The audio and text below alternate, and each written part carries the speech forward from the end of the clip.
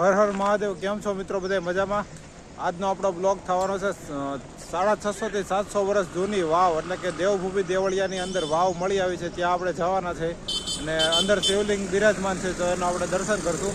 તો બધા રાઇડરો એક સાથે નીકળશું અને થોડી જ વારમાં દેવભૂમિ દેવળિયા અમરેલીથી 12 કિલોમીટર દૂર આવેલું છે, ત્યાં આપણે જશું ને કરશું દર્શન. હું છું જિગ્નેશ પાઠક ને તમને મિત્રો મારા વિડીયો ગમતા હોય તો લાઈક શેર ને સબસ્ક્રાઈબ કરવાનું ભૂલતા નહીં. ચાલો હવે આપણે નીકળીએ. જો દેવળિયા પાસે પહોંચવાયો છે, બધા રાઇડરો આગળ જઈ રહ્યા છે, આપણે ધીમી સ્પીડમાં પાછળ જઈ રહ્યા છીએ. જો ધીમે ધીમે સાયકલ ચલાવવાનું ચાલુ કરી દીધું છે. 12 કિલોમીટર કાપીને પણ નાખ્યા, ખબર ન પડી, થોડુંક જ બાકી છે, 3 કિલોમીટર. ગુજરાત રાજ્યના અમરેલી જિલ્લાથી 12 કિલોમીટર દૂર આવેલું એટલે કે દેવભૂમિ દેવળિયા, જે અમરેલીથી સાવરકુંડલા જતા રસ્તામાં આવે છે આ ગામ.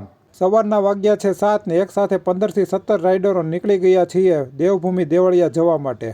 વહેલી સવારે સાયકલ ચલાવવાનો આનંદ, મિત્રોનો સાથ અને મહાદેવના સવારના દર્શન, બીજું જોઈએ શું આપણે.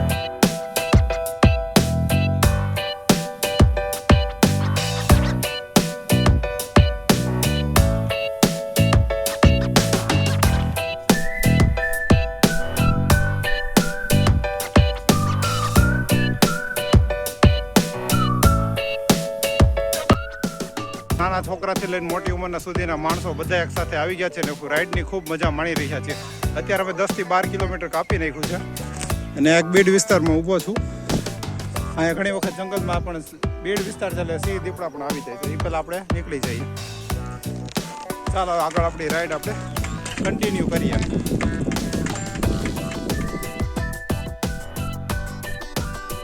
એક વર્ષ પહેલાં દેવભૂમિ દેવળિયા ગામનો મેં વિડીયો બનાવ્યો હતો, ત્યારે બધા મિત્રોએ ખૂબ સપોર્ટ કર્યો, તો આ વખતે પણ એટલો સપોર્ટ કરજો. ફાઇનલી ગામમાં પહોંચી ગયા છે, બધા રાઇડરો જઈ રહ્યા છે. જો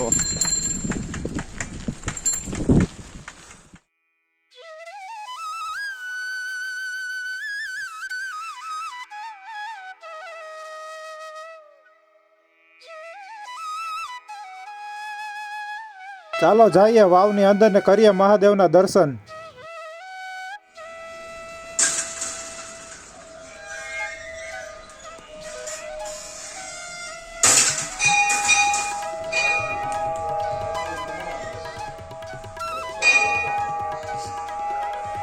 થોડા જ નીચે દાદરા ઉતરતા હનુમાનજીના ગણપતિના દર્શન થાય છે આપણને. આમાંથી પસાર થવાનું હોય, જો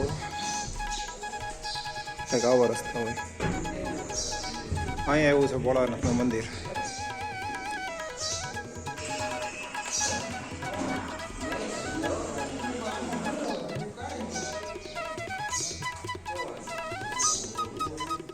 ફાઇનલી પહોંચી ગયા વાવ ઉપર. ભર ઉનાળાની ગરમીમાં અહીં ઠંડકનો અહેસાસ થાય છે.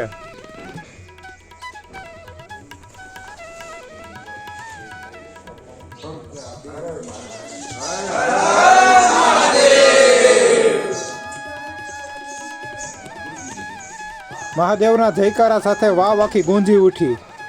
અહીંયા છે મહાદેવનું મંદિર. આ છે લગભગ 700 થી 800 વર્ષ જૂની જગ્યા, એકદમ પૌરાણિક છે. જોવો તમે એનું બાંધકામ જોવો કેટલું જૂનવાણી છે. અહીંયા ભોળાનાથ દાદા બિરાજમાન છે. ઉપરની સાઈડ વાવ છે. આજે આપણે મોકો મળ્યો છે તો દર્શન કરવા આવી ગયા છીએ. હવે દર્શન કરીને જઈએ છીએ. રસ્તો જો આવો કાચનો બનાવેલો છે, આમાંથી પસાર થવાનું હોય છે.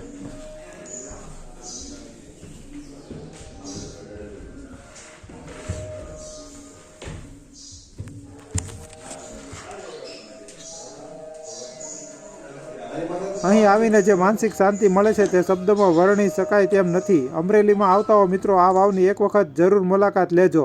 તમે કયા ગામથી મારો વિડીયો જોવો તે પણ કોમેન્ટમાં જણાવજો.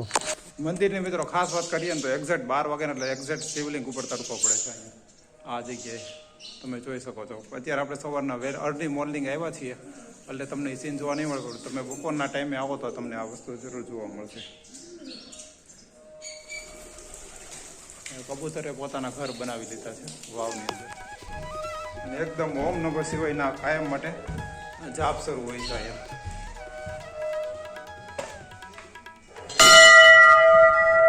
હાલો હવે નીકળીએ બહાર વાવની ને આપણી રાઈડ કમ્પ્લીટ કરીએ ને આગળ વધીએ.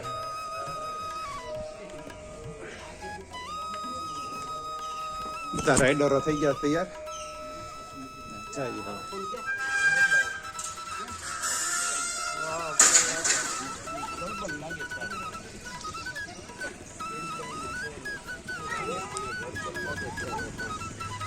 આ છે વાવ. આ ઉપરની સાઈડ આવું જોવા મળશે. આ મંદિરની એક્ઝેક્ટ સામે છે દેવભૂમિ દેવળિયા પ્રાથમિક શાળા, એની એક્ઝેક્ટ સામે આવેલી છે.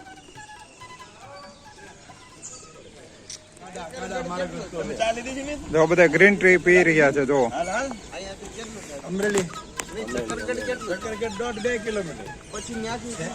ગામના માણસો એટલા લાગણીશીલ હોય છે, આપણે ચા પાણી ગાંઠિયાની બધી તાણ કરતા હોય છે, પણ આપણે ફિટ રહેવા માટે આવ્યા છીએ. ચા પાણી ગાંઠિયા ખાઈને તો આપણી એનર્જી પાછી આવી જાય છે, એટલા માટે એ બંધ ના પડી છે દાદાને. અમારી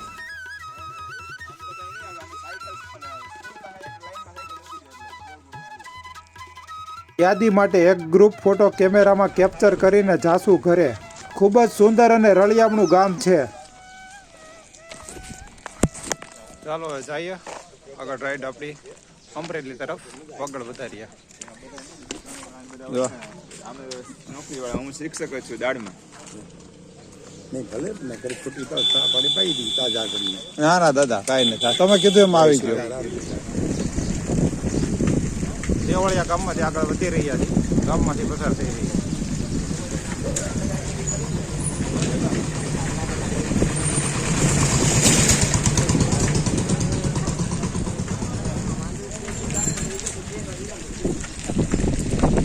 સન્ડે ઓન સાયકલ કરવાની મજા કંઈક અલગ જ આવે છે, શરીરમાં ઉર્જા ડબલ થઈ જાય છે.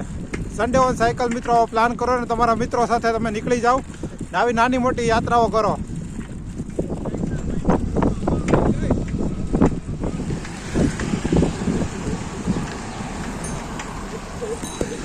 ફાઇનલી આપણી રાઈડ પૂરી થાય છે અમરેલીમાં. હવે જવાનો સમય આવી ગયો છે ઘરે. હવે પછીની ટ્રીપ ક્યાંની કરવી તેની ડિસ્કશન કરીને જઈએ ઘરે. ઘરે પહોંચી ગયા મિત્રો. વિડીયો કેવો લાગ્યો કોમેન્ટમાં જણાવજો. કંઈક પૂછવું હોય તો કોમેન્ટમાં કહેજો. હવે મળશું નવા વિડીયોની અંદર. ચેનલને લાઈક શેર અને સબસ્ક્રાઈબ કરી નાખજો. Thank you. આવજો.